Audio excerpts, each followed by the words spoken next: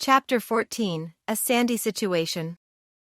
The boy in black lifts Konohamaru up by his scarf.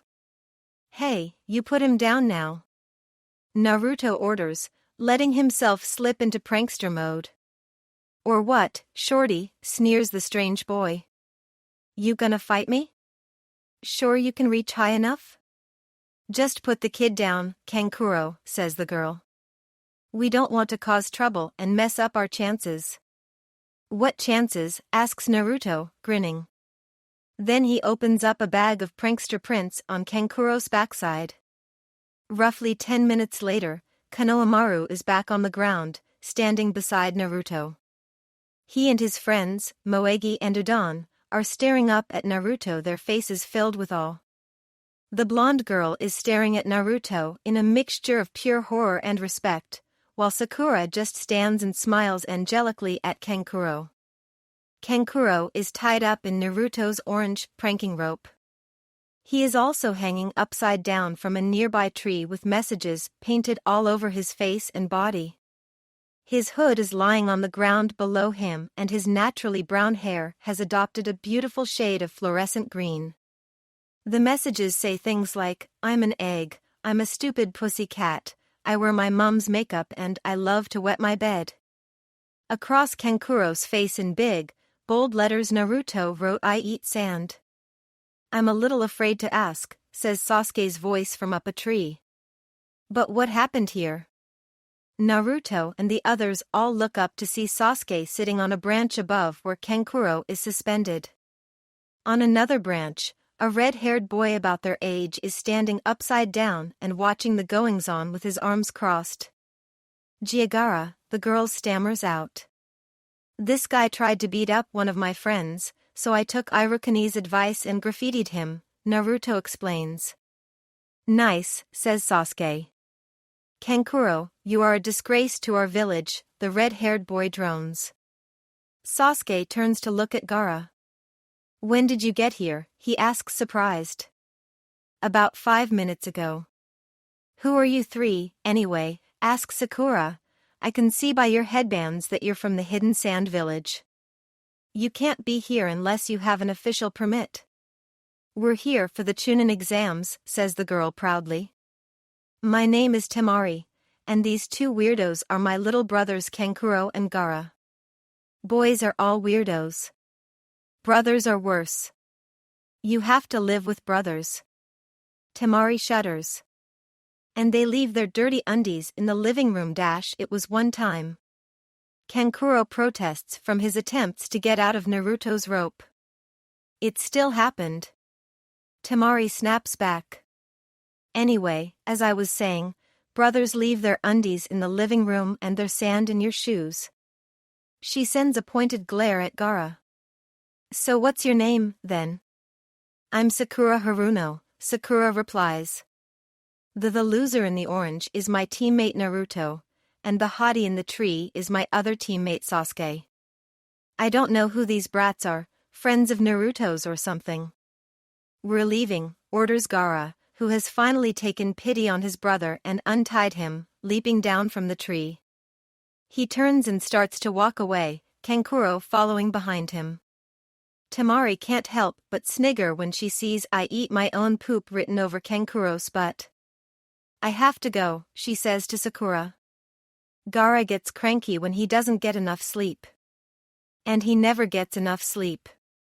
She runs to catch up with her brothers and, turning to wave to Sakura, she calls back, "Catch you later." After the siblings from the sand are gone, Naruto asks, "Chunin exams? How come we haven't heard about this yet?" Dunno, Sasuke shrugs from up in his tree. Maybe Kakashi Sensei got summoned to the Hokage Tower to be briefed on the exams. Will you be entering, boss? Asks Konohamaru excitedly. You totally took out that guy, you'll be so great at it. I don't think first-year genin are allowed to enter, says Sakura. So we probably won't be. I want another go at that Kenki boy. Naruto whines. The next morning at team training, Kakashi Sensei is only 10 minutes late. Sorry I'm late, he says. I wandered a bit from the path of life, but I managed to find my way again pretty quickly this time. How did you like the present we left in your apartment? Naruto asks gleefully. It was pretty, Kakashi forces out. Which reminds me, I have something for you. What? What is it? Naruto jumps up and down excitedly. Sakura wonders how such a childish boy ever became a ninja. Kakashi Sensei holds out 3 sheets of paper. Registration forms for the Chunin exams, he says.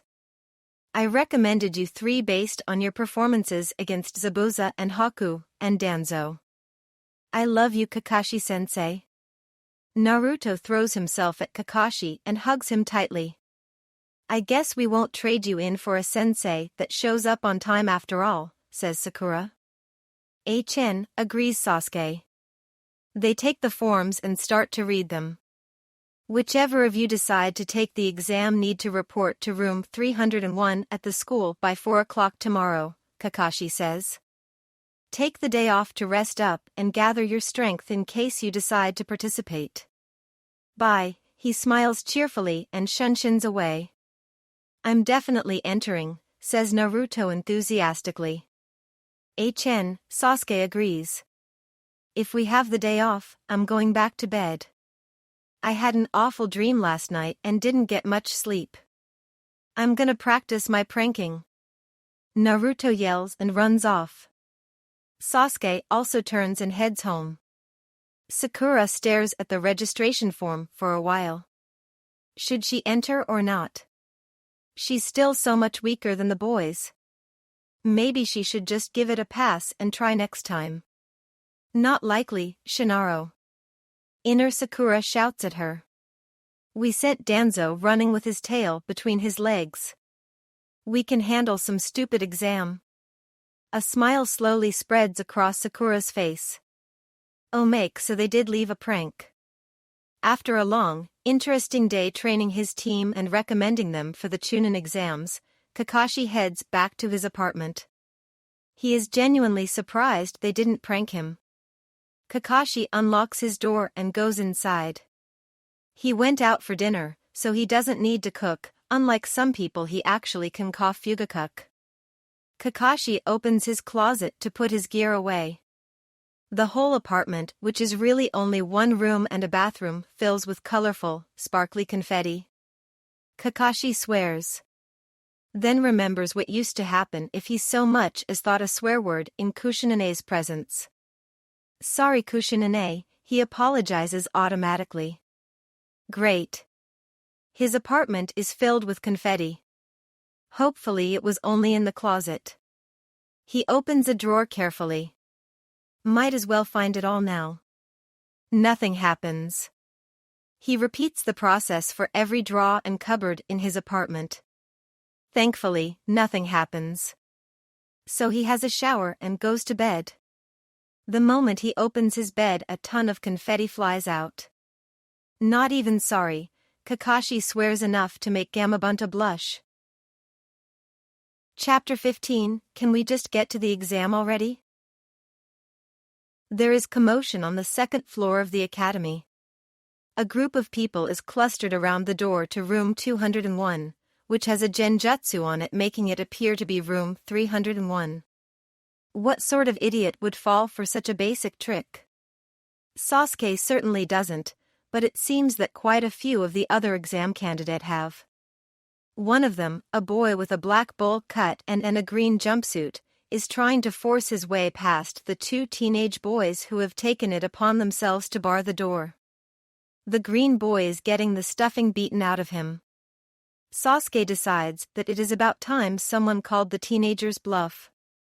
Striding forward with his teammates flanking him, Sasuke says, "Can you let us past? We need to get to the 3rd floor."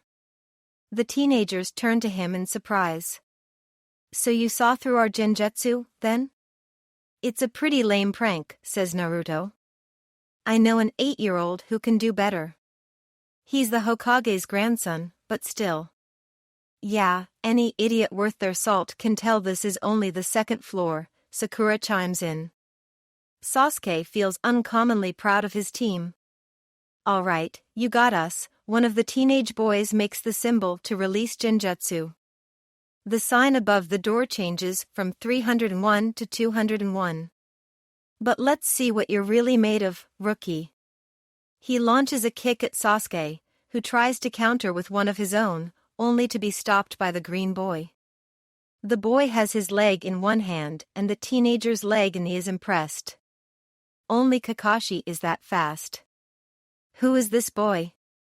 That is enough, the boy says, throwing Sasuke and the teenager to the floor. The teenager scrambles to his feet and disappears with his friend. Then Rock Lee turns to Sakura. I am Rock Lee, he announces. Will you be my girlfriend? He smiles winningly.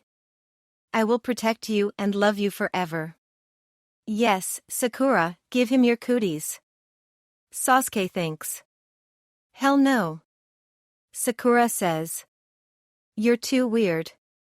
Hey you, a boy with white eyes and long brown hair calls to Sasuke. What's your name? It's polite to give your name first, sniffs Sasuke, glad that it's not another girl trying to grab his attention. The boy smiles. I'm Niji Hyuga. EW, a Hyuga. I'm Sasuke Uchiha. He replies proudly. Come on guys, let's go, says Sakura, pulling him and Naruto away down the hall. Sasuke is glad he sprayed himself with cootie repellent that morning. They haven't gone very far before Rock Lee's voice calls to them. Hey, Uchiha. What do you want?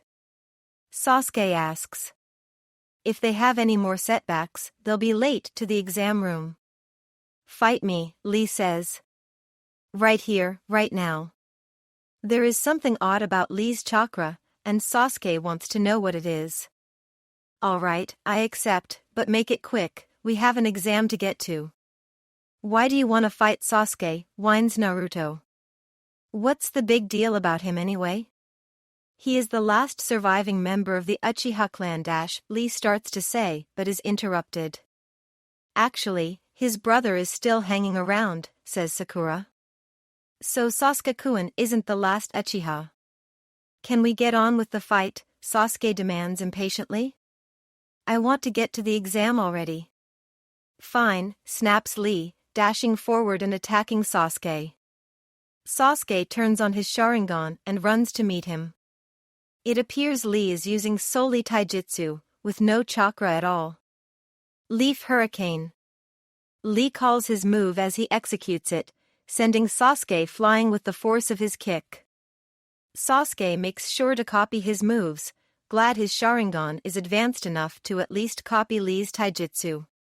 But then Lee kicks Sasuke in the chin, sending him flying towards the ceiling. Next thing Sasuke knows, Lee is flying under him, like a shadow. Kajubio, dancing leaf shadow, says Lee. Sasuke isn't sure whether to be scared or impressed. The bandages wrapped around Lee's wrists start to unravel. Then a voice says, "Stop right there, Lee." Both Lee and Sasuke crash to the floor as if Lee's willpower was the only thing keeping them suspended. Sasuke pulls himself to his feet and sees a large turtle, probably a summon. Lee looks abashed. You saw? You know that move is forbidden, the turtle says. I'm sorry. Lee apologizes. I got carried away in the heat of the moment. Sasuke sneaks over to his teammates. Let's get out of here while he's distracted. Good idea, who knows how many more freaks are gonna turn up. Sakura agrees and they sneak out of Lee's line of sight, then make a break for room 301. When they reach the room, Kakashi is waiting for them. Hey, Kakashi Sensei, says Naruto. Whatcha doin' here? I just came to make sure you all turned up, says Kakashi. After all, you can only enter the Chunin exams in teams of 3. Oh, I should have figured you'd pull something like this, says Sakura, pouting. You just have to remind us we're all in this together at every opportunity, don't you? Kakashi smiles at the three of them. You three have fun all right? And Naruto? Yeah. I want you to go through these exams in full prank mode, okay? Yes, sensei. The three genin walk past their sensei and triumphantly enter the exam room, only to find hundreds of eyes staring right at them. Chapter 16. This test is for little girls. Hundreds of eyes, belonging to many, many angry-looking teenagers glare at Team 7 as they let the doors close behind them. What's their problem? Naruto grumbles to his teammates. They probably think your jumpsuit is tacky, says Sasuke. Although to anyone but his team it would have sounded like HN. Someone runs up behind Sasuke and hugs him tightly. Hey, Sasuke, who's Ino Yamanaka? It's been a long time, cutie. Cutie sounds like cootie, Sasuke notices. Was Ino trying to tell him he had somehow contracted cooties? Hey, Ino pig. Sakura glares at the other girl. Get your hooves off, Sasuke. Can't you see he doesn't like being hugged? Well, look what the cat dragged in, says Shikamaru Nara, walking up to them, hands in his pockets. Choji Akimichi follows close behind him, eating a bag of chips. Why don't you three save yourselves the embarrassment of failing and go home? Naruto, are you in full prank mode like Kakashi Sensei said, asks Sakura. Yep, Naruto's grin is very, very scary. Then we'll be fine, she says flippantly. Sup, you guys, Sasuke manages to break free of Ino's clutches, boy is he glad he's wearing cootie repellent, and turns to see Kiba stalking towards them with Hinata Fuga, EW Ahuga, and Shino Aburame in tow. I see all this year's rookies decided to enter, he continues. Sasuke puts some distance between himself and the cootie-infested girls. Hi Naruto, Hinata stammers out. Sasuke thinks that she could use some speech therapy. Oh, hey Hinata, Naruto replies nonchalantly. So, how many of us will make it through, do you think, Sasuke? Kiba asks. You will eat our dust, says Sasuke, remembering to use complete sentences since he isn't addressing his team. Can you all do us a favor and shut up? The rookie 9 turned to see a teenage boy with white hair and dorky round glasses walking towards them. You wannabes are just out of the academy, aren't you? He asks, hand on his hip.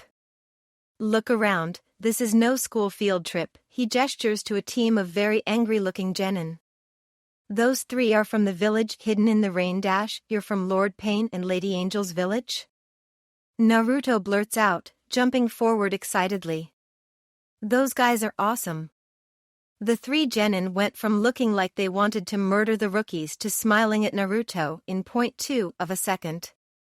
I am glad you know and respect our leaders, says one of the genin. They saved our village from ruin, after all. Well, they are awesome, says Naruto nodding. And Lady Konan is super beautiful dash, you've met them? Yeah, and Lord Pain said I was a nice boy and patted me on the head before he left, Naruto says.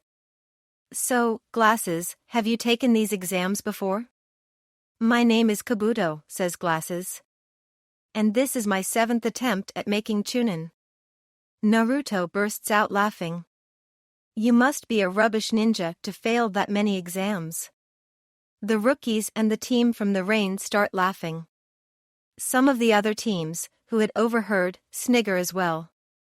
Kabuto blushes and, trying to salvage the situation, he says, the exams are very difficult. And more than half the contestants get knocked out in just the first round. We'll be fine. Sasuke sniggers. Naruto can take on Umbu, and Sakura made Danzo flee in terror. And let's not even mention what happened with Zabuza and Haku. We got this. You should be worried about your own chances, forever genin. Poof. A group of scary-looking jounin and chunin appear at the front of the room. Silence in the cheap seats, the man at the front roars. Turning the volume of his voice down considerably, he goes on to say, I am Ibiki Marino. I will be your proctor for this stage of the exams. Let me make this very clear now. There will be no fighting without the express permission of your proctors or you will be disqualified. So is this a test for little girls? Then, sniggers one of the other contestants, a boy with a musical note on his headband. What do you mean, little girls, Shinaro? Sakura shouts. This little girl makes grown men run in fear. The group of proctors sniggers. Sasuke wonders if they know about what happened with Danzo. You're both right, says Ibiki. This is a test for little girls. The sort of little girls who kill people for a living. He raises his voice slightly. Do you ladies have what it takes? He holds up a tile with a number 1 on it. Come up here and hand in your application forms. Then I want each of you to take one of these seating cards and go to the assigned seat. Once that is done, we will hand out your test papers. A paper test? Naruto shouts, sounding panicked. Just stay in prankster mode, Naruto, says Sakura. You'll be fine if you stay in prankster mode. Sasuke could have sworn he saw the proctors' faces pale at that remark. Omekabiki Marino is properly horrified. What is it, brats, too hard to understand? The test? No, it's just that, if our entire team make Chunin, can we trade out our Jounin? Ours is broken.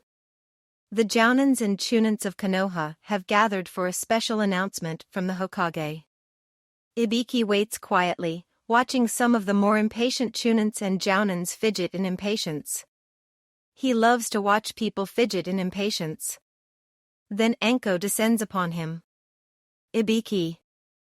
I heard you're gonna be proctoring the first stage of the next Chunin exams.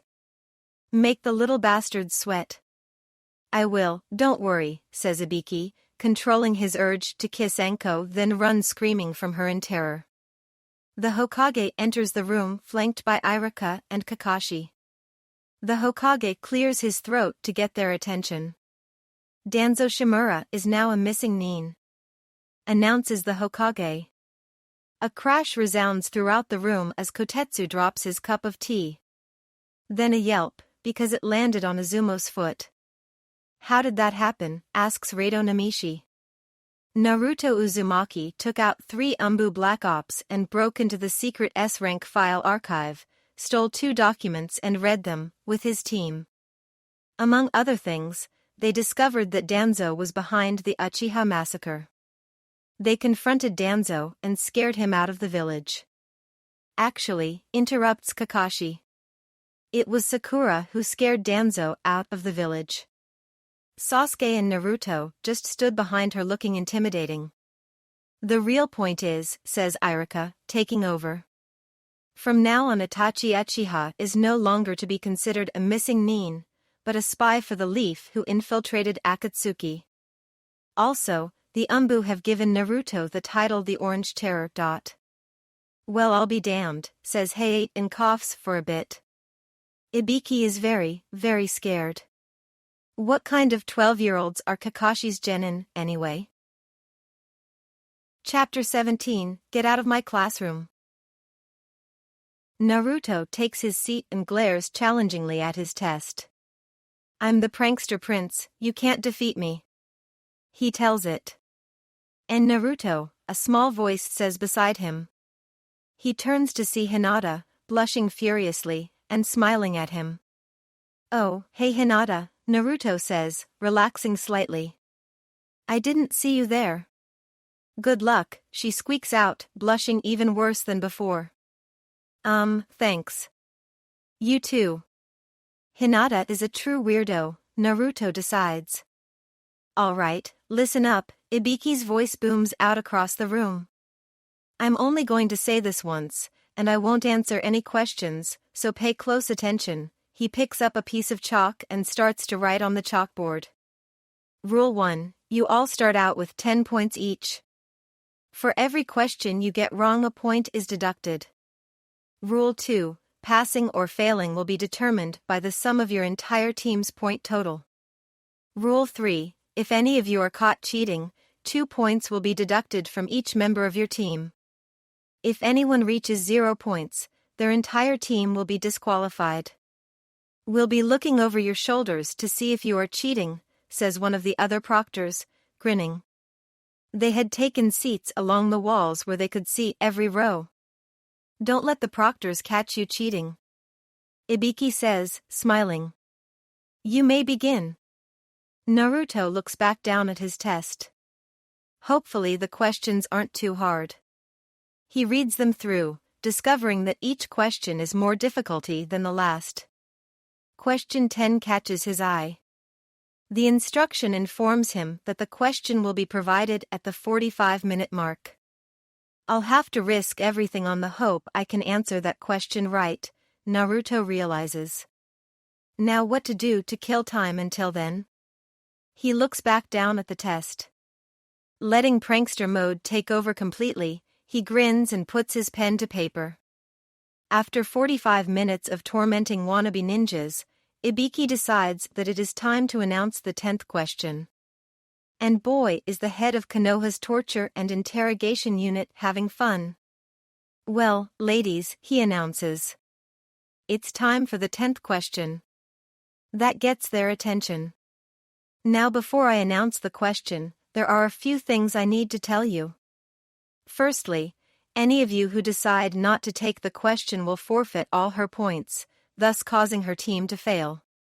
Why would any of us take that option then, demands one of the brats. And what's the deal with referring to us as girls? Shut up and listen, says Ibiki. And if you don't have a healthy respect for girls, get out of my classroom, otherwise the next proctor will eat you alive. Now, as I was about to say before I was interrupted by this idiot, the pansies among you should quit now, because if you take the 10th question and get it wrong, your entire team will fail and you will never be allowed to take the Chunin exams again. He pauses dramatically to let this sink in, getting the chorus of protests he expected. After throwing his weight around to shut the little brats up, he waits expectantly. I can't take the pressure, I'm out. Can't do this. Sorry, guys, I don't want to be a genin forever. Suckers. Ibiki thinks as he watches team after team quit. Then, out of the blue, Naruto Uzumaki slams his hand down on his desk and shouts, I'm not scared of you, or your stupid 10th question. I won't quit and I won't run. I don't care if I stay a genin forever, I'll still be the Hokage. Ibiki smiles. Naruto's little outburst seems to have restored the other candidates' doubts. If he'd added a who's with me? Ibiki would have slated him for Chunin promotion then and there. The kid is obviously a natural leader. All right then, he decides to go ahead and put them out of their misery. Everyone who is still here passes. Cheers and sighs of relief fill the room. Then the pink-haired hellion who sent Danzo running with his tail between his legs yells out, What do you mean we all pass? What about the question? Whether or not to take the question was the question, Ibiki explains. We need to know if you are willing to risk everything to complete your mission. Then what were the other questions for? Demands some girl from the hidden sand. Do you mean to say they were just a waste of time? No, those questions were meant to test your information gathering skills, Ibiki explains. You had to prove to us that you can gather intel without being caught. He takes off his headband, revealing his ugly, and rather impressive, collection of scars. If you get caught spying, this is the sort of thing that happens to you. Crash. A banner unfurls in front of him. What's up, kiddies? A voice that can only belong to one person rings out through the room, tying his forehead protector back over his head. Ibiki peeks around the banner. You're early, he tells his crush, Anko Mitarashi. I wasn't finished with them. She smiles sadistically at him. You were grossing them out, weren't you, Ibiki? Well, it's my turn to mess with the maggots. She glares around the room. You passed 26 teams? Are you going soft? Trying not to blush, Hibiki says, the orange terror restored their confidence. Beware the orange terror. He holds onto the side of the banner and peers around it. She can't kill/maim him if he is hiding from her, can she? The brats are mine now, Anko announces. I'll cut their numbers in half at least. Follow me, brats. Once Enko has emptied the room, Ibiki finally sneaks out from behind the banner and starts collecting up the test papers. When he gets to Naruto's, he picks it up, staring at it in awe and terror. Every answer box has a picture or a random sentence written in it. The pictures have labels consisting of random words, phrases and numbers. Every picture is a representation of the hypothetical situation in the question beside it. Every phrase, word, number or caption is the correct answer to the question beside it. Ibiki wonders if it's deliberate or not. And he cannot mark a single question wrong because, for the ones that require the working to be shown, Naruto's picture shows the practical workings. This is going on my fridge, says Ibiki. Chapter 18 Enko, please, shut up. Kakashi and the other jounin wait patiently for Ibiki to arrive and tell them if their teams passed.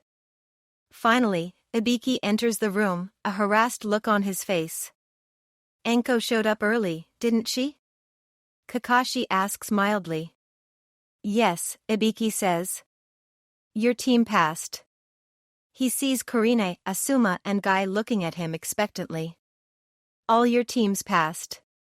So how did my little Genins score? Asks Kakashi. They all got perfect scores. Even Naruto? Kakashi is surprised. The test must have been easy. Look at this. Ibiki holds up a test paper. Naruto's name is at the top, and it is covered in what appears to be some excellently done graffiti and manga-level drawings. I cannot mark any of these wrong, even though most of his answers are drawings. Is the Orange Terror superhuman? Oh, so you're calling him the Orange Terror, now? Kakashi has to admit that name is better than Konoha's #1 hyperactive knucklehead ninja. He reads the test paper and bursts out laughing. There is no way he got those answers right deliberately. He probably just randomly graffitied the paper. The other 3 jounin senseis stare at him. Can I have that paper? Kakashi asks. No, I'm putting it on my fridge, says Ibiki, snatching the paper out of Kakashi's reach and making a break for the door. Welcome to Training Ground 44. Enko Mitarashi proclaims to the assembled genin. Also known as the Forest of Death. This is the arena for the second stage of the Chunin exams. It looks so creepy, Sakura whispers to her teammates, shuddering. You lot have the privilege of finding out why we call it the Forest of Death, Enko continues, grinning maliciously. You lot have the privilege of finding out why we call it the Forest of Death, Naruto mimics rudely, doing a crude imitation of Enko. Feeling cocky, are we?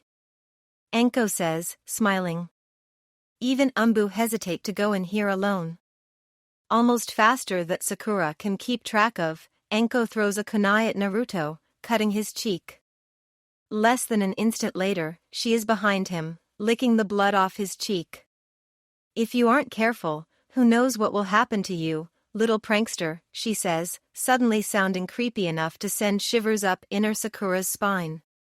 Enko pulls out another kunai as another ninja, this one from the hidden grass seemingly materializes behind her.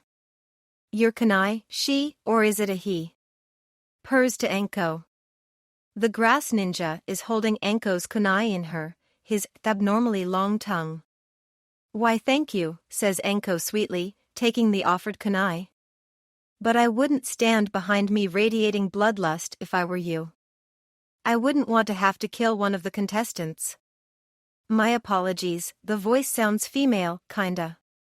I just got excited at the scent of fresh, young blood. Plus I was already annoyed because you sliced off a strand of my precious hair. The person retracts its tongue and steps back, dipping its head in a polite bow. Looks like this year's gonna be fun, says Enko, a little too happily. Now, back to business, she pulls out a stack of papers. I want you all to take one of these consent forms. Why do we need consent forms? Pipes up someone. How did you get past Ibiki? Enko mutters. The consent forms are to say you will not hold us responsible if you die. No more stupid questions. Giving the stack of forms to Naruto, she says, pass these around. Once you all have a form, sign it and take it to the proctors over at that booth. She indicates the booth. Each team will be given one of these scrolls. She holds up two similar scrolls, one black with the symbol for earth on it, the other white with the symbol for heaven on it. Either a heaven scroll or an earth scroll. The aim is to get one of each scroll, and make it to the tower in the center of the arena with both a heaven scroll and an earth scroll before the time limit is up. You have 5 days from the time you enter the forest to find the other scroll and report to the tower. Enko pulls out a map of the training grounds, causing Sakura to wonder where exactly the kunoichi was keeping all that stuff. Enko keeps on talking. During the course of the test, you may use any means you can find in the forest to survive. This is essentially a survival test. What about food? Of course it was Choji who asked that question. There is plenty of food in the forest, you just have to find it, says Enko. While you're in the forest, everyone but your teammates is your enemy. Also, it is strictly forbidden for anyone to look at the contents of a scroll until you reach the tower. What happens if we look before we reach the tower? Asks Naruto. That's for the idiots who sneak a peek to find out, says Enko, winking. Once you are Chunin, there will be times when you are asked to deliver messages without looking at the contents.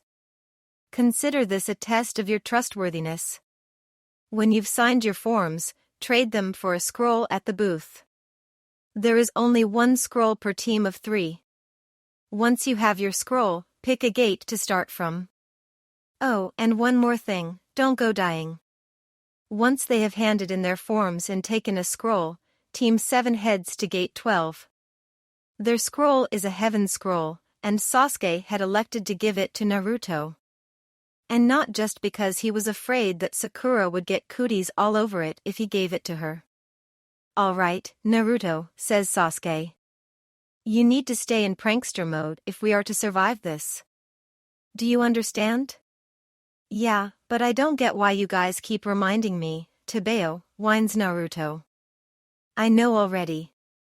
The proctor in charge of their gate unlocks it and gives the signal to begin. Team 7 takes off running, straight into the forest of death. Chapter 19, The Pedophile Snaky Man Woman. A scream rings through the forest. I wonder who just got owned. Naruto says, shifting into glorified prank mode. Sasuke says. By which he means, who cares? Let's get a scroll. Right, but first, I need to take a leak, says Naruto, turning and starting to unzip. Not in front of me, you don't, Shinaro. Sakura shouts, smacking Naruto upside the head. Go behind a bush. All right, rubbing his head, Naruto heads behind the bushes. Just as he's finishing up, someone tries to jump him. Emphasis on tries. It is but a few seconds before Naruto has the rain ninja tied up in his favorite rope and hanging upside down from a tree while 3 shadow clones draw all over him. One draws Henohinamahijis, one draws mustaches, and the third draws piles of poo. What's taking you so long? Sakura's voice carries across the bushes. Caught a rain ninja. Naruto calls back. See if he has a scroll, calls back Sasuke. And take it from him. Right. Naruto strip searches the ninja. When he finds the scroll, another heaven scroll, he bundles up the ninja's clothes, sticks them in a bucket of orange paint. He keeps a lot buckets of paint in his prank kit, and hangs the bucket at the top of a nearby tree. Sticking the scroll into his pouch, Naruto reclaims his rope and saunters off, leaving the rain ninja sitting in the forest floor in his smiley face boxers. So, what kind of scroll did he have? Asks Sakura. A heaven one, says Naruto. But I took it anyway. Give it here, says Sasuke. 2 scrolls are better than 1. He raises his voice. Now, will whoever is hiding underground please show themselves and face us like a ninja? The boy, girl, with the freakishly long tongue who had caught Anko's kunai earlier rises up from the ground.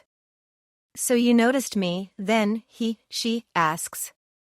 You are quite good. Sasuke smiles around his Mangekyo Sharingan. My eyes see all and know all, he says. Naruto? About half a second later, the creepy boy girl is trapped under a net made of fake snakes. Its arms are tied up behind it, firmly attached to its ankles by the wrists. Love the net, kid, says the girl boy. Snakes are my summon. Really, says Naruto, and takes the girl boy's scroll. Enough small talk, says Sasuke. Tell us who you are and what you want. I am Orochimaru the Snake Sannin, the thing replies. And I want you, Sasuke. Or more specifically, your young, beautiful body. Absolute silence reigns for about 5 seconds. Then, pointing at Orochimaru with a horrified expression on his face, Sasuke screams pedophile, and runs away faster than Naruto has ever seen anyone move before. In fact, Naruto could swear Sasuke left a layer of his skin behind. It might or might not be a trick of the light that Sasuke's shadow is sprinting off to catch up with him. You can keep the net, says Naruto. I don't like it much, I got it because I thought it was creepy. Toads are way better than snakes. Personally I prefer slugs, says Sakura. Let's go find Sasuke. They shunshin after Sasuke, leaving the creepy snake girl boy trapped in the net. Anko-san, we have a problem, shouts a Chunin, running up to Anko. She opens her eyes, which were closed in pure bliss, and swallows her mouth full of dango. What is it? Can't you see I'm eating? We found some dead bodies in the graveyard. So? Anko throws her empty dango stick at the tree nearest her, putting the finishing touch in her dango stick leaf symbol. It's a graveyard. Oh, the Chunin looks embarrassed. They aren't part of the graveyard. They're genin from the hidden rain, and there's something odd about them. I suppose you want me to come and take a look? Yes. Fine. Anko goes with the man. When they arrive at the graveyard, Anko examines the 3 faceless corpses. She recognizes the jutsu as belonging to her former sensei. Show me the registration photos of these genin, she orders. One of the faces is that of the grass ninja who caught her kunai. The one with the long tongue, just like Orochimaru sensei's O. That was Orochimaru. This is the work of Orochimaru, Anko explains. Inform the Hokage and get 2 extra teams of Umbu into the forest. I'm going to find Orochimaru myself. Yes, ma'am, the assembled Chunin shunshin away. Anko shunshins back to the forest of death and heads inside to search for her old sensei. It isn't long before she finds him. When she does, she can't help but burst into helpless laughter. Unfortunately, while Anko is laughing, Orochimaru manages to free himself from the snake net. Laugh all you want, Anko-chan, hisses Orochimaru, who is still wearing the unfortunate grass ninja's face. But if you stop these exams just because I'm here, then there will be hell to pay. He shunshins away, in what Anko can only assume is shame. Anko laughs harder and gathers up the net. Obviously, her sensei has met the orange terror. This is a nice net, Anko says, examining it. I think I'll keep it. So, how did Naruto do on the written test, Ibiki? Iruka asks as Ibiki hands the file containing the exam results to the Hokage. Ibiki shows him Naruto's test paper. This is so brilliant and awe-inspiring that I am going to stick it on my fridge, he tells Iruka. Can I borrow it for a couple of minutes? Iruka asks. Ibiki hands him the paper. Iruka takes it over to the photocopier and photocopies it. Then he hands the original back to Ibiki. I am going to frame this and put it on my wall, says Irika, heading off to do just that. Oh Make, how do you not know? The views, they're over 9,000. Hey, Daddy. Sarada skips up to her father, all aglow with happiness after day out with Uncle Itachi. I want a brother. How come I don't have any siblings, anyway? Sasuke isn't sure what he is supposed to tell his daughter. I'll talk to your mother, he says finally. Yay! Sakura hugs him and runs up to her room. Sasuke seeks out Sakura. Sakura? Yes, Sasuke, she asks. She is busy making tomato soup, hers is as good as his mother's. I need to ask you something, he says nervously. Oh, she doesn't even look at him. This is gonna sound weird, since we already have Sarada, but... Do you want another kid? Yes, but he stammers out, nervously. I didn't actually know where baby's come from, he forces out as fast as he can. That gets Sakura's attention. What? You're joking, right? No. No one ever told me. Why didn't you just look it up? I wouldn't know where to look. The internet? I can't use computers, laments Sasuke. No one told me that either. Sasuke, Sakura patiently. Sex is what makes babies. Sasuke faints, his mind completely blown. Chapter 20, Family by Blood. Karen Uzumaki watches as her teammates abandon her. Oh, right, I'm supposed to be hiding, she mutters. But no sooner has she taken a step forward than the biggest bear she has ever seen rears up out of the undergrowth and lumbers towards her. Now, if the people in the hidden grass had actually trained her the art of fighting, this might not have been a problem.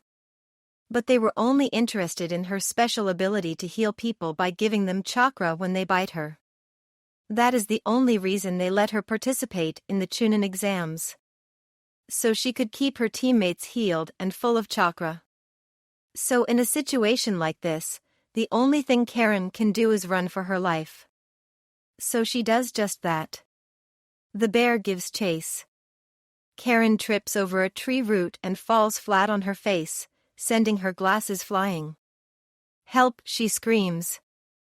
A pink blur appears in front of her, while a blue blur takes out the giant bear and an orange blur stoops to pick up what looks to be her glasses. Are you okay? Asks the pink blur. Where are your teammates? They left me, says Karen, clutching her team's earth scroll. Are you going to take our scroll? Nah, says the orange blur, handing Karen her glasses. We already have an earth scroll. Karen takes her glasses and puts them on. The pink blur is a girl, the orange blur is a boy and the blue blur is another boy, standing a short distance away. He is very good looking, although the orange one has a certain amount of charm too. So what's your name? Asks the orange boy. Karen Uzumaki, she tells him. Are we related? The boy yells, grabbing her shoulders. I'm Naruto Uzumaki, Tebeo.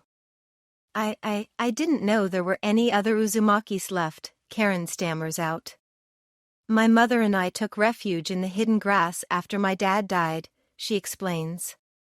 My mum told me all the Uzumakis died when the hidden whirlpool was destroyed. Not all the Uzumakis. Naruto announces. My mum lived here in the hidden leaf. Did you know all Uzumakis can gain automatic leaf citizenship because the 4th and 1st Hokage's wives were Uzumakis? Really? Karen asks. If only she had known that a long time ago. Yes, confirms the girl. My name is Sakura Haruno, and that's Sasuke Uchiha, she motions to the blue boy. Hi, says Karen. All their chakra is so warm and comforting. So you're from my clan, then, says Naruto. Is your mum still alive? No, says Karen, her eyes welling up. We have a special blood limit, and the people in the hidden grass forced her to overuse it, so she died. The three-leaf genin stare at her in surprise. Then Naruto hugs her tightly. "You poor thing," he says weeping. "Can I keep you, please? We're both alone, but we're family. I'm keeping you." "But, you can't." Karen protests. "The grass ninja are keeping me as a hostage. They might try to kill me if I stay here." "We need a plan," says Sasuke. "Family should stay together." "I have an idea," says Sakura, smiling cunningly. Team 7 finally arrives at the tower. "We made it with 4 days to spare," Naruto announces, grinning. "I can't wait to see what's in the scrolls." His teammates grin. They head inside the building, only to find themselves in a small room with a poster on the wall. After reading the poster and figuring out that the basic gist of it was open both scrolls now, Team 7 opens their scrolls. A puff of smoke reveals Irakani. "Hey, guys," Irakani say, grinning. "You just passed the second stage of the Chunin exams." "Yes." Naruto leaps forward and hugs Irakani. "So do you pop out of all the scrolls?" "Damn straight," says Irakani. "Those who open their scrolls early get to face my pranking skills." He disentangles himself from Naruto's embrace. "Now about this poster, can you all tell me what it means?" "Ninjas need to use both their minds and their discernment to defeat their enemies and fulfill their missions," reports Sasuke. "Very good." Irakani smiles at them. "Now, would you like to know how you scored on the paper test?"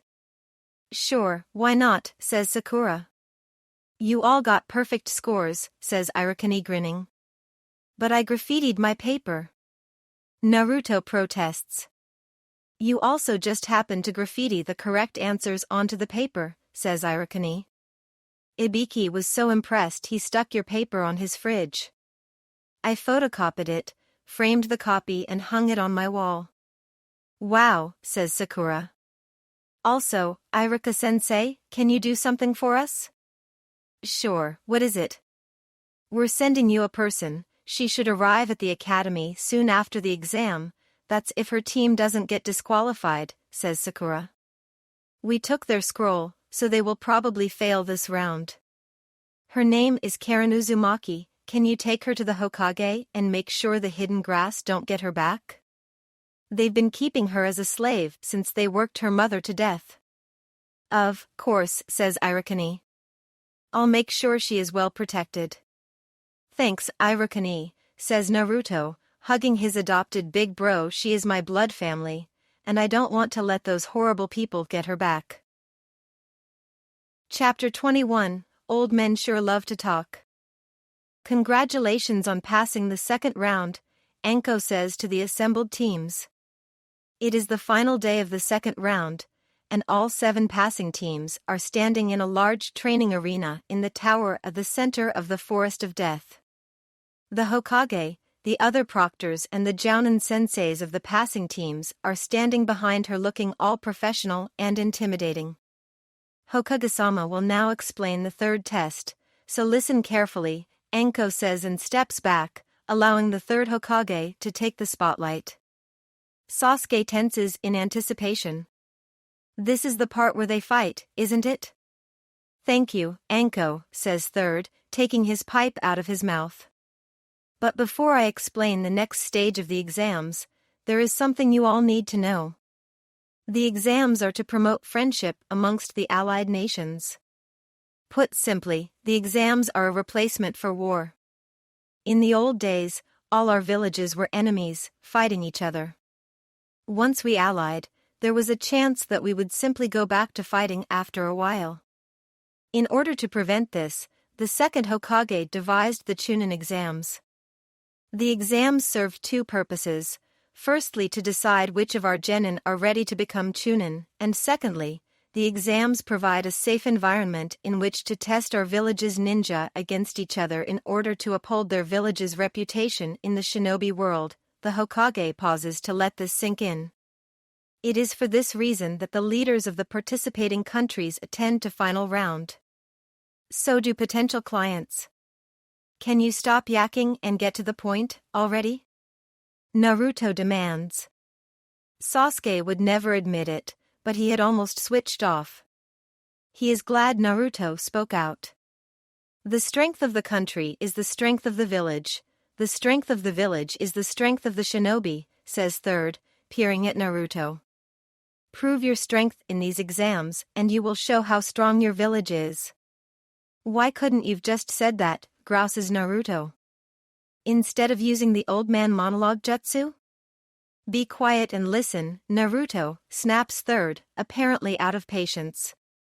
The next stage of the exams is a battle in which the candidates will fight in one-on-one battles, risking their lives. Why do we have to risk our lives in an exam, demands Kiba. To make your village appear great, you need to show your true strength, and to show your true strength you must risk your life. Any more questions? Can you just explain the next test, already, says Gaara, surprising Sasuke. He didn't expect Gaara to speak up. All right, relents Third, giving up. Hey, Gecko. You can take it from here. A man shunshins to the front of the room accompanied by a bout of ringing coughs. I'm Hey-8. What's up, he says, and coughs again. First of all, there's too many of you for the next round. You're gonna have to do a preliminary round.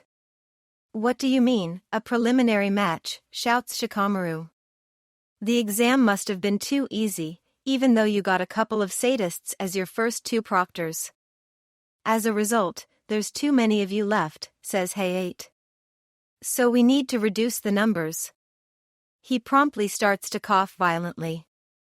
People come from far and wide to see the final round, and we don't want to waste their time by showing them a long string of fight. So if any of you don't feel like you can carry on, now is the time to leave. He lets loose another string of coughing. The preliminaries will be held right here, right now. But we just finished the last exam. Protests Ino. Can't we take a break?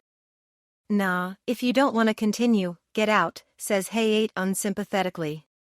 The next round will be a series of randomly selected one-on-one fights. He starts coughing again. Who would possibly want to leave now, after coming so far?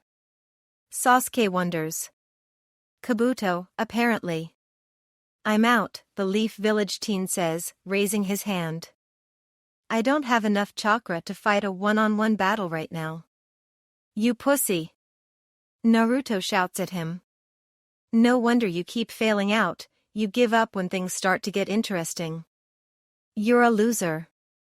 Naruto starts laughing at Kabuto and most of the other candidates join in. Kabuto vacates the room very, very quickly, hiding his angry blush. So Kabuto Yakushi drops out, muses Hey-8. Anyone else wanna leave? No? Alright, let's begin the preliminaries. He gives a little cough. Since there are 20 of you left now, there will be 10 matches. Each match will be a single combat. Matches will be fought until one of the contestants dies, admits defeat or is rendered incapable of continuing. I advise you to admit defeat rather than risk dying. The computer behind me will now randomly select the names of the first two contestants. If your name is not selected, please go up to cough, go up to the balcony to wait for your turn. During your match, you are not allowed on the balcony. Also, if I see fit to stop a match, I will. Let's begin. The screen turns on and starts to run through names. Madara vs. Toby, it reads. Irika. Hey-8 shouts, turning to glare at Irika Sensei, who is standing among the proctors. Irika Sensei grins. Don't try to waste your time reprogramming it, he says. Just try again. Muttering under his breath, Hey-8 signals to the operator to choose another pair. Yoroya Kato vs. Sasuke Uchiha. Could these two candidates please step forward, orders Hey-8. Sasuke Uchiha and Yoroya Kato. This shouldn't take long, Sasuke says to his team and heads out to face his opponent, one of the boys from Kabuto's team. Oh, make pink hair part 2, Minato. So Irika really hates being called a girl. Enough to turn Danzo's hair pink. But this is something else. To march straight up to the fourth Hokage, who is known for his adeptness at underhanded, sneaky pranks, and declare a prank war is something else. Of course the fourth accepted, and here they all are, 4 months later gathered to see the aftermath. Minato Namikaze, Yellow Flash, fourth Hokage of Konoha, is on his knees begging a 9-year-old boy to show him mercy. His wife is rolling around on the ground laughing. I'm sorry. Minato says. I will never write off your pranks as childish tricks again. Just please, turn my hair back to normal. I don't want to be known as the Pink Flash. Irika crosses his arms, giving Minato a hard look. All right, says Minato. You are the prank king. I am inferior to you. And I smell funny and I used to have cooties. You are forgiven, says Irika, pulling Minato to his feet. Wash your hair tonight. In the morning your hair will be its normal color. Ikaku, says a soft voice. Ikaku and Kaori Yumino turn to the pregnant woman standing beside them. Yes? Ikaku asks. When your son graduates from the academy, I am going to make him my apprentice, says the woman known across the shinobi nations as the Grim Reaper. Okay. Chapter 22, Stop Messing About Irika. Kakashi follows Sakura and Naruto onto the balcony to watch Sasuke's fight. So, how did you go in the forest, he asks them. We actually got 4 scrolls, says Sakura. And we made a new friend. I pranked a couple of people, chimes in Naruto. First there was this rain ninja who tried to jump me while I was peeing, then there was this creepy pedophile girl boy that wanted Sasuke's body. It said its name was Orochi something. They were real pushovers. Ah, so it was you who tied up Orochimaru in that net, says Kakashi, nodding. Enko kept it for her very own. Also, Orochimaru is an enemy of the leaf, so take him to the Hokage or the Umbu next time you see him, okay? Kakashi turns to watch Sasuke's match, feeling a swell of pride for his students. I'm gonna squish you like a bug, Uchiha, Yoroi taunts Sasuke. Pfft, I doubt I'll even need to use ninjutsu on you, says Sasuke. I have this new attack combo I've been working on for the last few days. Had to fill up my time waiting for the rest of you losers to finish. What does he mean, losers, snaps Kiba from somewhere close to Kurenai. Oh, we finished on the second day, says Naruto. We would have finished sooner, but I wanted to go sightseeing. Kakashi can't help laughing at the expressions on the other rookie team's faces. Only Naruto would go sightseeing in the Forest of Death. Take your positions. Hayate's voice rings out. And begin. Sasuke runs at Yoroi and attacks him. One shadow of the dancing leaf and a perfectly executed combination of kicks Sasuke calls the lion's barrage later, and Yoroi is lying on the floor unconscious. And the winner is Sasuke Uchiha, declares Hayate, with an added cough at the end. Yeah, go Sasuke, cheers Naruto and Sakura. Sasuke heads up to the balcony, grinning. This is too easy. Now for the next match, says Hayate. Computer. Yang Xiaolong vs. Pa, the Dragon Warrior, the computer declares. Damn it, Irika. Kakashi is pretty sure Irika is the one who is operating the computer via remote control. The preliminaries were definitely not going to be boring. Shino Aburame vs. Zaku Abumi, the computer amends. Yeah, go Shino. Kiba shouts, hurting Kakashi's delicate ears. At least Naruto has an inside shout. Once Shino is done outsmarting the boy from sound, and has successfully creeped out every other genin with his beetles, Shino is declared the winner. Alright, next match. The Matrix vs. the TARDIS. What the hashtag, Erica? Misumi Tsurugi vs Kankuro.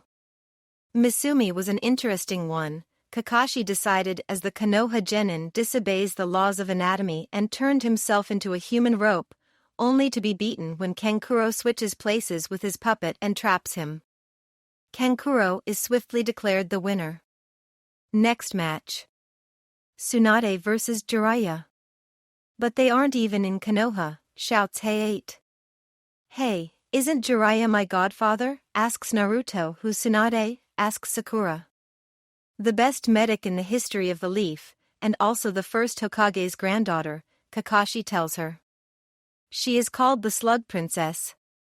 Do you think she would take me as her apprentice? You guys are still trying to trade me in, aren't you? Of course. Sakura Haruno vs Ino Yamanaka, the computer declares. Oh, good, says Sakura. I need to have a chat with Ino. She vaults over the railing into the arena. Ino arrives a few seconds later. So I have to fight you and your big brow, then huh? Yes, I'd rather not unleash my secret weapon in a preliminary match, says Sakura. But before we fight, I have something to say to you. What? Demands Ino. Remember how we used to be friends, and stopped being friends to fight over our mutual crush? Of course. You scorned my friendship so quickly, how could I not forget? What's this got to do with our fight, anyway? Remember how we said we'd be rivals? Sakura asks. I think I know where she's going with this, Kakashi grins to himself. One of the benefits of wearing a mask is that you can grin all you want and no one will know. Well, I've learned two very important things from Kakashi Sensei and Team 7, continues Sakura. The first is that rival is the shinobi word for best friend. The second is this, you should never discard your friends like trash. I'm sorry, Ino. Can we be friends again after this? Ino stares at Sakura. Then she smiles slowly. All right, but the winner is better and the loser has to tell her so. You got a deal. Taking his cue like a pro, Hey-8 shouts begin. One epic catfight later. Both Ino and Sakura have to be carried out of the arena. They have blood and skin under their fingernails, bite marks all over their bodies and tears in their clothing. They both have bloodied clumps of hair torn out and long scratch marks on their faces and arms. I had no idea girls were so vicious, says Asuma as they carry their unconscious students back to the balcony. This match is a draw due to double knockout, declares Hey-8. Omega prank gone wrong. To memorialize the 50 review mark. Future Omega dedication for the person who figures out who the girl is. Naruto has a prank he wants to try out. So he sets up the prank and lies in wait for a victim to wander helplessly into it. Eventually, a brown-haired girl in a blue dress and a white apron wanders into his trap because she is reading a novel. The trap goes off, catching her by the ankles and suspending her upside down. Her book falls to the ground and her dress falls over her face, revealing her undies. Naruto laughs at her predicament. The girl cuts herself down, fixes her dress and picks up her book. Her face and body are a perfect vision of pure rage. She stalks up to Naruto, who is frozen with fear, and says, "Let me make something clear for you." Naruto tries to back away. If you ever do a prank on a girl, do not, and I mean never offend her feminine sense of dignity, the girl says in a conversational tone. I'm sorry, whimpers Naruto. Because this is your first offense, I will let you off with a warning, says the girl sweetly. The book falls on Naruto's head, knocking him out. When he wakes up, he is sitting on a park bench in a pink frilly dress, with a bow in his hair, makeup on his face and high-heeled shoes on his feet. It is a while before Naruto pranks another girl. Chapter 23, Not That Match. Next match. Hey-8 calls. Obelix versus the Roman army, proclaims the computer. Not that match. 10-10 versus Temari. Kakashi glances over to Iruka, only to see him doubled over with suppressed laughter. About 2 minutes later, Temari has 10-10 draped over her, still closed, fan, and 10-10 is unconscious. What looks like an entire weapons shop is scattered on the ground around them, courtesy of 10-10. Of course, Temari is untouched. Temari wins. Hey 8 calls out. Next match. Darth Vader vs Kylo Ren. Who are all these people? Shikamaru Nara vs Kin Tsuchi. It takes Shikamaru all of 5 minutes to win, and he doesn't even touch his opponent. He simply outsmarts her and makes her bang her head against the wall, knocking herself unconscious. Alright, next match, shouts Hey 8. And don't give me the names of people who aren't competing in the Chunin exams. Naruto vs the Orange Terror. Iruka, shouts Naruto. I can't fight myself. Sure you can, Iruka calls back. Just make a shadow clone. But that's lame. I wanna prank one of these losers. You can't have all the fun, you know. Since when did Naruto call Iruka Sensei Iruka? Asks Shikamaru. And since when did he have a shinobi nickname? Since that hullabaloo with the Umbu, the secret archive in Danzo, replies Sasuke flippantly. The Umbu called him the Orange Terror and Iruka Sensei called him Otuto. The nickname's stuck ever since. Shikamaru looks confused. Kakashi relishes the moment. It is not often one confuses Inara. Iruka laughs and the screen changes to Naruto Uzumaki vs Kiba Inuzuka. Sweet, I get to prank dog breath. Naruto vaults over the railing. Kakashi is starting to see a pattern here and lands with a satisfying thud in the arena. Kiba follows, with his puppy on his head. I'll win this easy, Kiba grins, putting the puppy on the ground. You're a loser and a nobody. He meant it as a taunt, however Naruto just grins. Actually, I found out recently that I'm not a nobody, he tells Kiba. Get this, my dad is the 4th Hokage, Minato Namikaze, the yellow flash of the hidden leaf, and my mom is a princess of the village hidden in the whirlpool, Kushino Uzumaki, the bloody red habanero. He grins, making Kakashi glad he is not the one down there with Naruto. And I am the prankster prince, Naruto Uzumaki, the orange terror of the village hidden in the leaves. I'll win this easy as knocking out the Hokage. Begin. Hey 8 says. How the hell did he do that, demands Choji, about 2 minutes later. Kiba is suspended from the ceiling. Naruto's favorite orange rope is attached to Kiba's pink puppy dog undies. Kiba also happens to be suspended by said rope, meaning he has a very painful-looking wedgie. Akamaru is tied to Kiba's feet in a net scented with catnip. Let me down. Kiba yells, struggling to get free. I'll kick your ass. Yield or I'll paint what you do at night all over the arena floor. Naruto threatens. Going very, very pale, Kiba quickly changes his tune. I forfeit. The winner is Naruto, declares Hey 8. After letting Kiba down, Naruto reclaims his gear and heads back to the balcony. Those glorified pranking lessons you've been giving me are great, Naruto says, hugging Kakashi. They've been coming in handy heaps lately. You know, you're ready for the next stage of training. But for that I need to get hold of Jiraiya, says Kakashi, patting Naruto on the head awkwardly. He still doesn't quite know how to deal with the whole hug thing. Next match. Hey 8 calls. Hermione versus the Flash, says the screen. No. Hey 8 protests. No more of your stupid prank, Iruka. All right, says Iruka. Hinata Hyuga versus Niji Hyuga. Are they brother and sister? Naruto asks. No, they are cousins, Kakashi tells him. But last I heard, he hated her with a passion. Kakashi watches as Hinata and Neji walk down into the arena to fight. This won't be pretty, he thinks grimly. Kisame hasn't stopped talking for the last hour. But Itachi finds his incessant talking strangely comforting. It's also fun to tell the shark to shut up every now and again. But not today.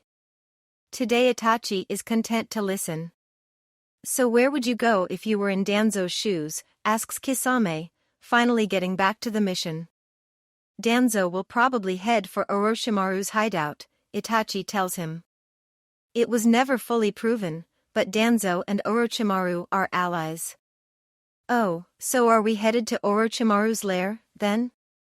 We will search them, one by one until we find Orochimaru and force him to tell us where Danzo went. What if he doesn't know? He will. Can we kill the old snake? We can try. A boy with messy blue hair runs out of the trees and smacks into Kisame.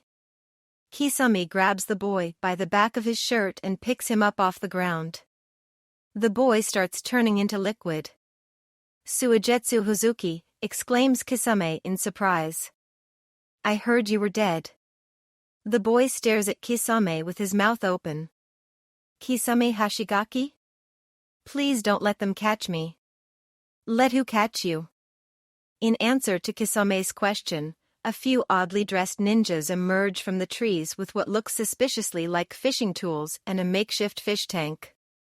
Them, says the boy, Suigetsu. Give us the boy, says one of the ninjas, who are all wearing headbands adorned with a musical note. He belongs to us. Actually, his big brother was a friend of mine, says Kisame. I think I'll keep him and make him my apprentice. I'm afraid we can't allow you to do that, says the ninja. Hold this for me, says Kisame, handing Suigetsu to Itachi. He then draws Samehada and effortlessly kills the group of ninjas. Suigetsu continues to stare with his mouth open. So who were those people, anyway? Kisame asks, putting Samehada away. They work for Orochimaru, says Suigetsu. I thought it would be easier to escape while the old snake was away. He turns to liquid and consequently falls out of Itachi's hands and lands in a puddle on the ground. Why, where did Orochimaru go? Asks Itachi. He's gone off to destroy Konoha and kill the Hokage.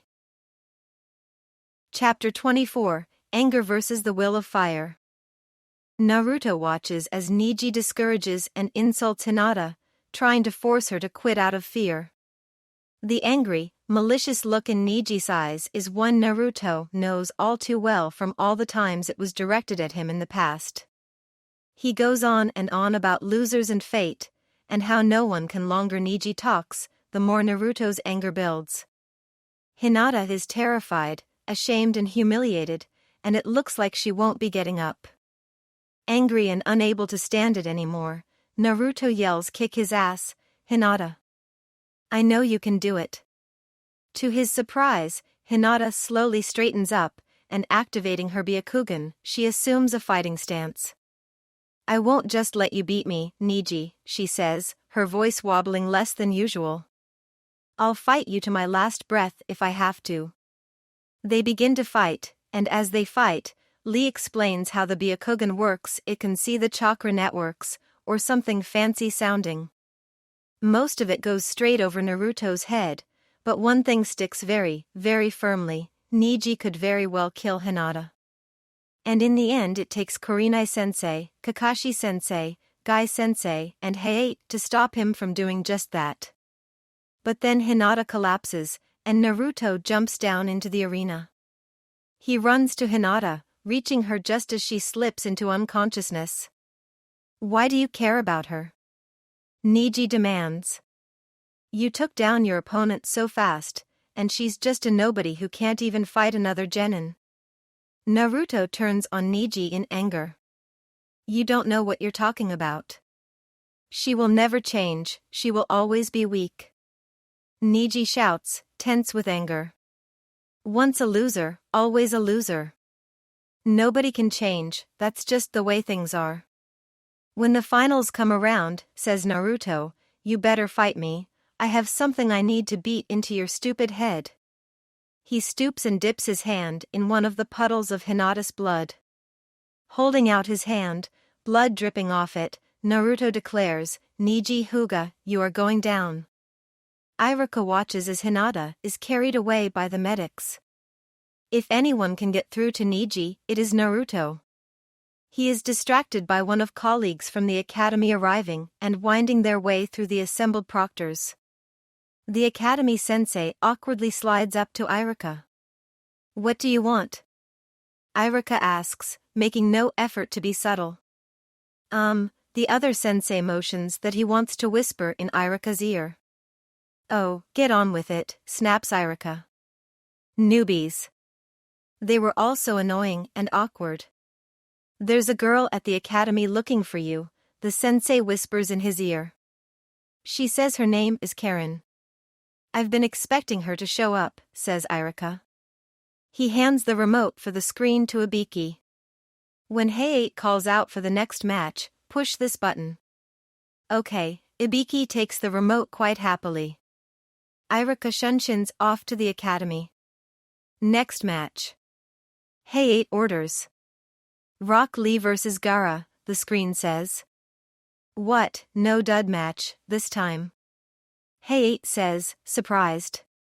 Iruka's been called away, calls out Ibiki. I'm in control of the screen now. Oh, good. In that case, Gaara and Rock Lee, please come down here. Finally, Gaara says, tense with anticipation. Spill his blood for me, Shikaku's voice whispers in the back of his mind. Make your mother proud of you. Gaara transports into the arena using his sand. Get down here, he tells Rock Lee of the horrid bowl cut. There is something about the boy that draws Gaara's attention. He isn't sure what the feeling is, but he is certain enough about it to know one thing, Rock Lee must die. Lee does some warm-up kicks and jumps down into the arena. I am glad I am facing you so soon in the competition, Lee says smiling. That odd feeling returns. Puffed. Gaara snickers, he really needed to kill this guy. Lee assumes his eloquent fighting stance. Gaara simply crosses his arms. The cork flies out of his gourd, only to be caught in midair by Lee. No need to get excited, says Lee. Chapter 25, Violence is Never the Answer? Karen follows after her teammates, dragging her feet. After spending 5 days keeping them at full chakra capacity, she is worn out. After the way they've been treating her, she is glad that they didn't make it through the second round. Now, how to convince her teammates to let her visit the local academy. Hurry up, Karen, one of the boys orders her.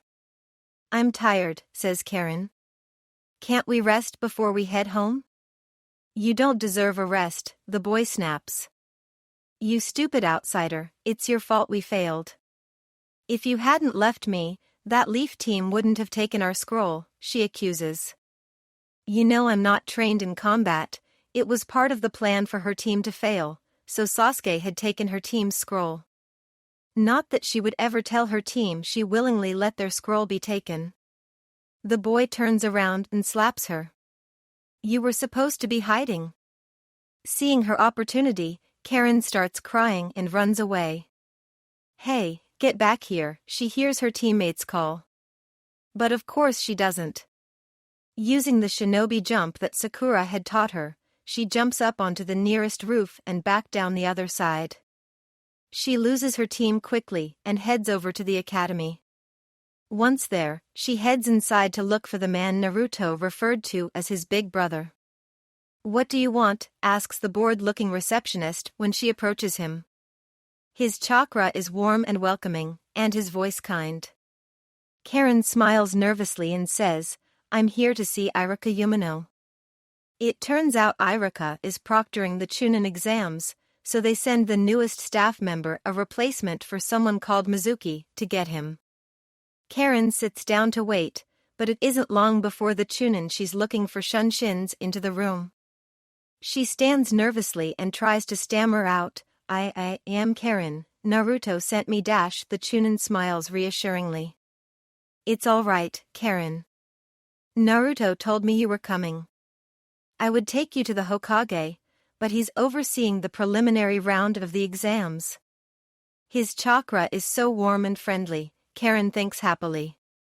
But I'll take you to the Hokage Tower and see about getting you leaf citizenship, Iruka continues, for it is Iruka. Karen recognizes the scar that Naruto told her to look for.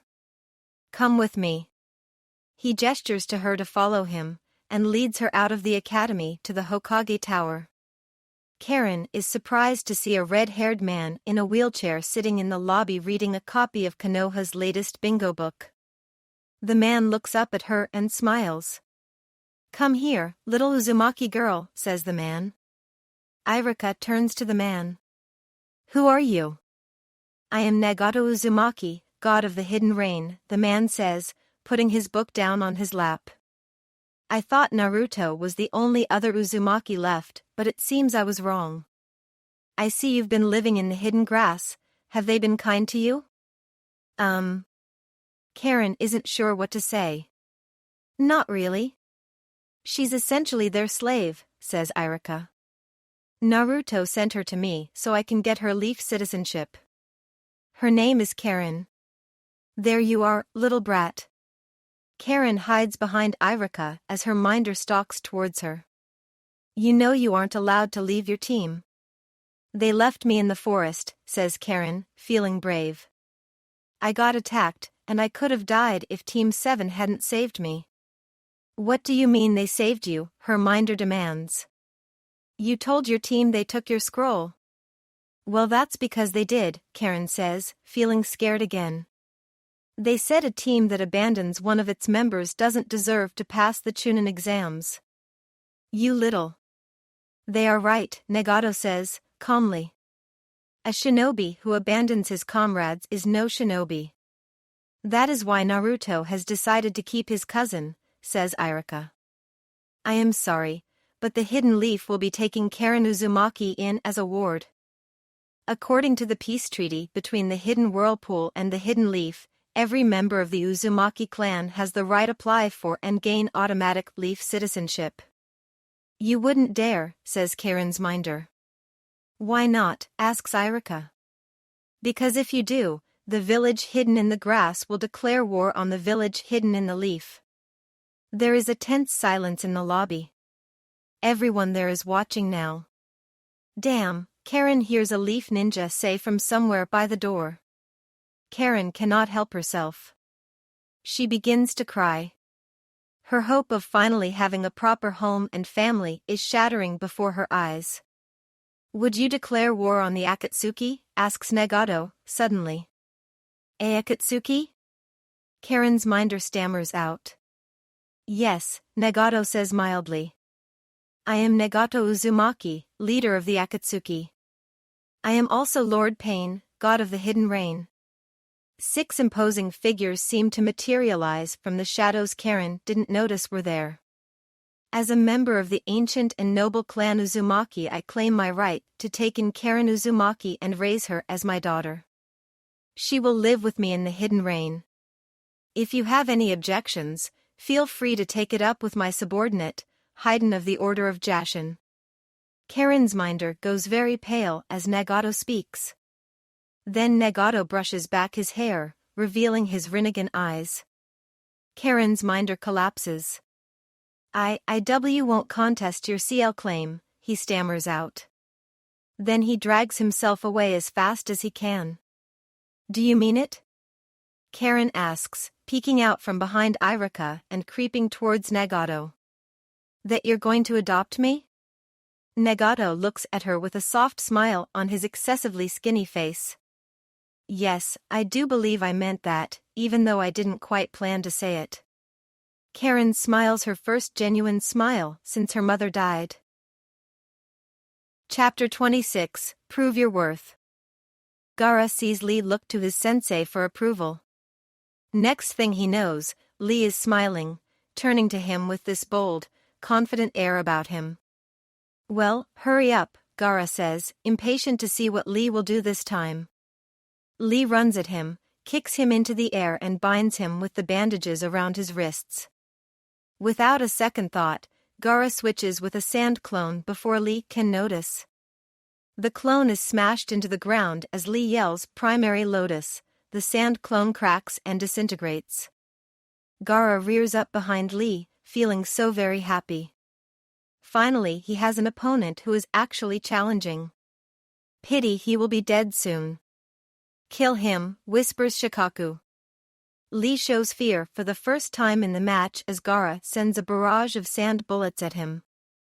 Gaara throws Lee against the wall, finally hurting the green spandexed boy. It seems the lotus hurt Lee, because he doesn't seem to be able to move.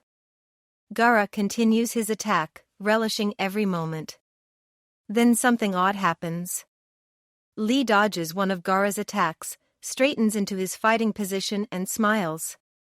Annoyed, Gaara says, "You are finished here." Sounding very, very serious, Lee says, "Either way, this will end now." Then he crosses his arms in front of his face and closes his eyes. Chakra begins to form around him.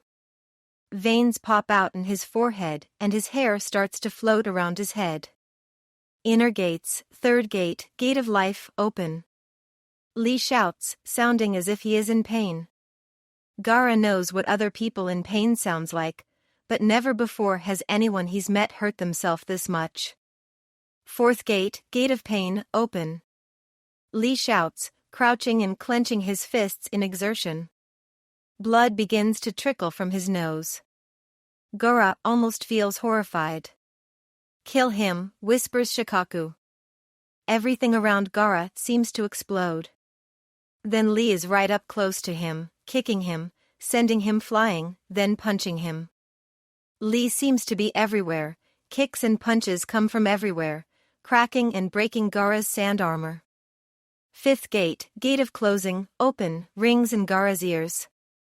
Then Gaara is slammed into the ground so hard it breaks his gourd.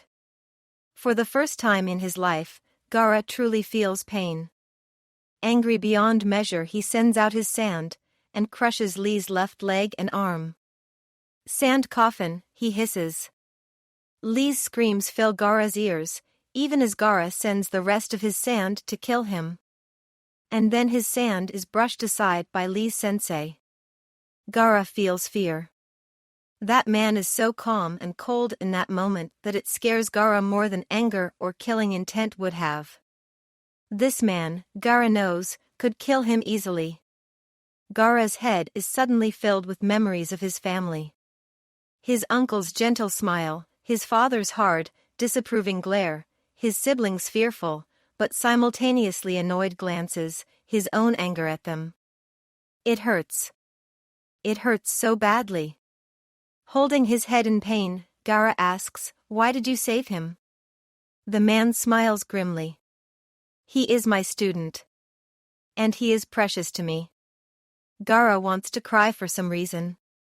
Instead, he stands and walks away from Lee. "The fight is over," he drones. "The winner is Gaara," Hey-8 declares. But then Lee stands up, assuming a fighting stance. "Lee, that's enough," Lee's sensei tells him, grabbing him by the shoulders. But then the man begins to cry. "Even unconscious, you want to keep fighting. You want to prove your worth. Prove your worth." The phrase rings in Gaara's ears. What worth could he possibly have? "You truly are a great ninja," Lee's sensei says, hugging Lee. As Hey-8 calls over the medical ninja, Naruto runs past Gaara to get to Lee. Naruto catches Gaara's eye as he runs past. Something resonates between them. Naruto stops short when he sees Lee, a sad, angry look on his face. He turns to Gaara. "I thought you seemed nice, but this. How could you do something like this to another person?" Naruto says, his voice quivering. "I thought you seemed nice." Gaara's head spins. Gaara barely registers what is happening as one of the medics pulls Lee's sensei aside. He hardly hears it as the medic explains that Lee will never walk properly again, if at all. But one thing does stick in Gaara's mind. He will never be a shinobi again. Never be a shinobi. I thought you seemed nice. Prove your worth. He is precious to me. Gaara's head is in turmoil. Prove your worth.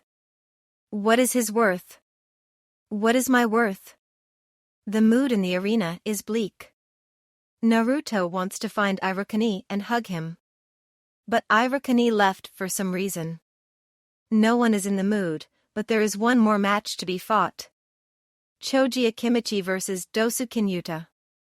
Hey 8 sounds dull and lifeless. Begin. It takes Dosu all of a minute to beat Choji. No one is really paying attention, though. Except Choji's team, that is. The winner is Dosu Kinyuta. Hey 8 announces. With this match, the preliminary matches are completed. Congratulations to all who made it through to the final round. Would you all please step down here? The genin who won their matches step forward and line up before Hey 8. Well, now I would like to explain the final test, the third Hokage says, stepping forward. Finally, Naruto mutters. As I tried to tell you before, the final stage of the exam is held in front of a crowd of spectators, the old man says. Each of you will represent the strength of his or her country, so I would like you to give it your all. For this reason, the finals will be held in a month, giving you time to train and learn new moves. Oh, good, Naruto says, relieved. We get a break. Yes, you get a break, the old man smiles. During that time the venue will be arranged, guests will travel here and the contestants will train yourselves. Up until now, you have been fighting unknown opponents. However, after this preliminary, you now have a good idea of what you are facing. Use the break however you wish, either learn some new moves or rest. The old man smiles. There is one thing left for you to do before you all leave, he says. Take one piece of paper each from the box Enko is holding. This will determine who fights whom in the tournament that will be the first round of the finals. Enko passes around the box, and they each take a number. Once they have all done so, Ibiki draws up a formation for the first round of single combat matches. Ibiki shows it to them. First, Shikamaru will fight Dosu. Then Naruto will fight Neji. Good, thinks Naruto. The match after that is Gaara vs Sasuke. After that is Kankuro vs Shino, then the winner of the Shikamaru vs Dosu fight will battle Temari.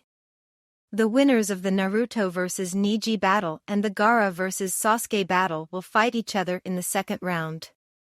Followed by the winners of the Kankuro vs Shino and the Temari vs Shikamaru/Dosu battle. The winners of these two matches will then fight in the final round. Naruto smiles, glad that he will definitely fight Neji. Oh, make brothers, am I right? Temari gets up one morning feeling rather cheerful. Hopefully her brothers won't do anything stupid today. She wanders down to the kitchen to get some breakfast, wishing water wasn't so heavily rationed. Only 2 showers a week. She wonders whether their next mission will take them near an onsen. As she passes through the living room, she sees the most horrifying thing. Kankuro, she shouts to her brother. Pick up your undies. Kankuro emerges from his workroom, which also happens to contain his bed and was probably once his bedroom, and sheepishly snatches up his stray unis. Sorry, Temari, he apologizes. They must have fallen out of my washing basket, he scoots back to his workshop.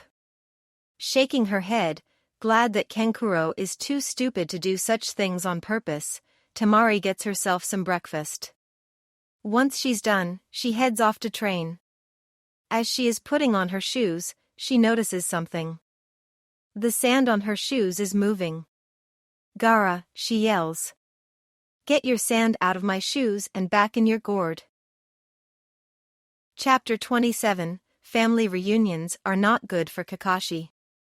We didn't even know Lee very well, but I feel awful for him, says Sasuke.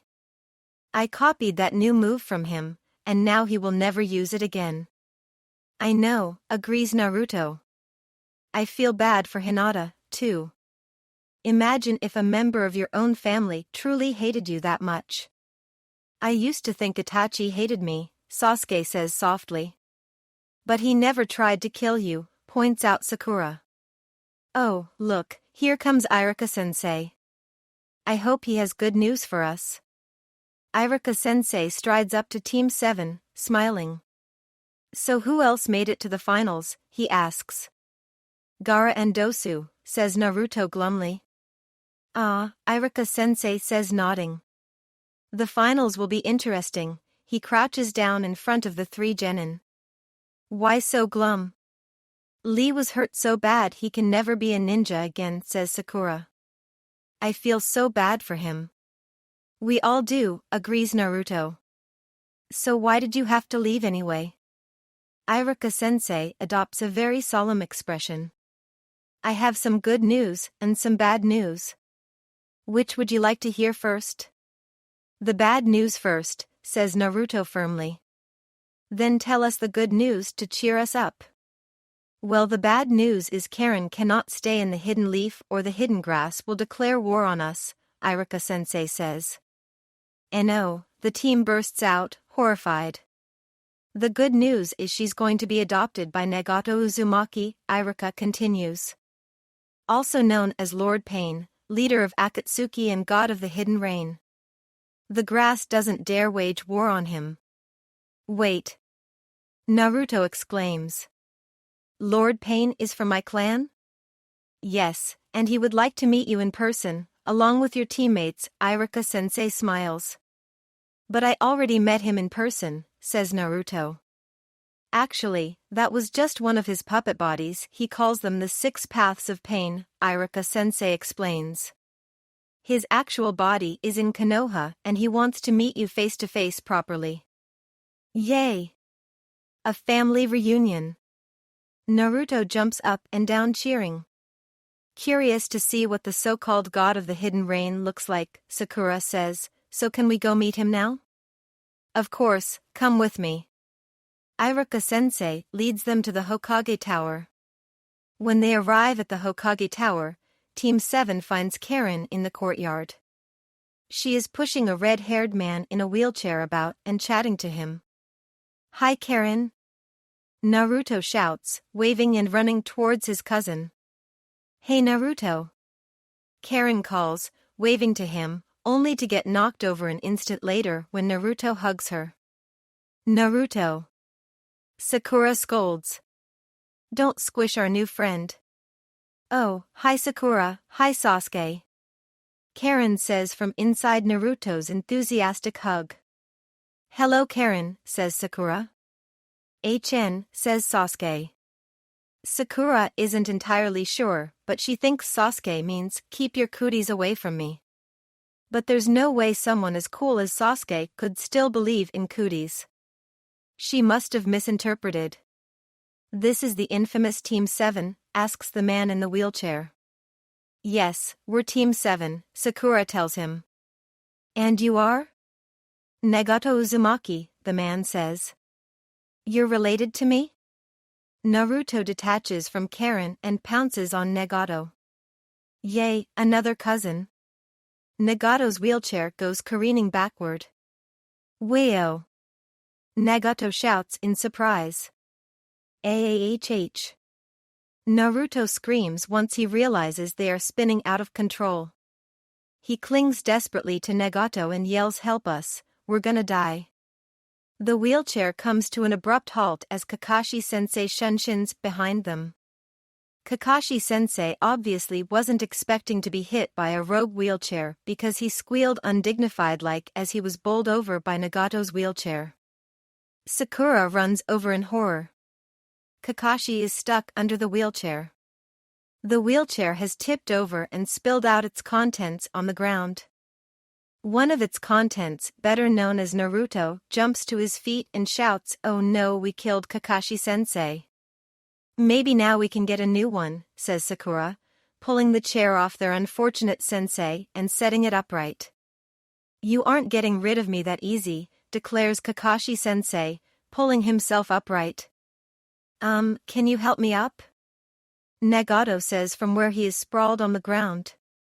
From the way he is lying, Sakura can see round bumps under his cloak. Okay. Naruto shouts, pulling Nagato back into his wheelchair with some assistance from Karen. Once he is firmly settled back in his chair, Nagato says, so I'm sure Iruka-san has informed you that Karen will be living with me from now on. Yes, Naruto looks a bit downcast. I wanted to keep her.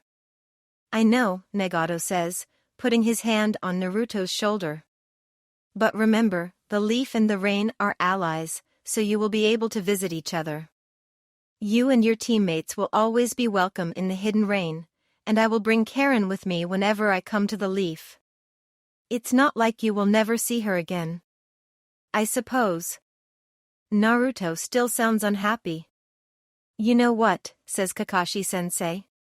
How about you guys spend the rest of the day with your new friend? Meet me at our usual place at 9 tomorrow morning so I can explain your new training program. Why do we need a new training program? Asks Naruto confused. For the final round of the exams, says Kakashi Sensei. You and Sasuke need to learn some new moves. Sakura needs to get stronger too.